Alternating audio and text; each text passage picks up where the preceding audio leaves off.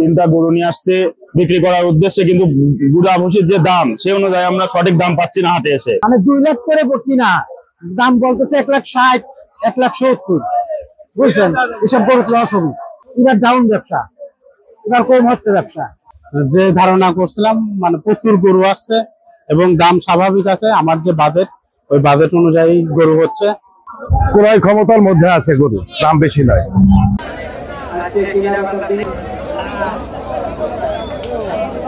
ওয়ালটন আবারও মিলিয়নিয়ার অফারে ওয়ালটন ফ্রিজ কিনে আপনিও হয়ে যেতে পারেন মিলিয়নিয়ার।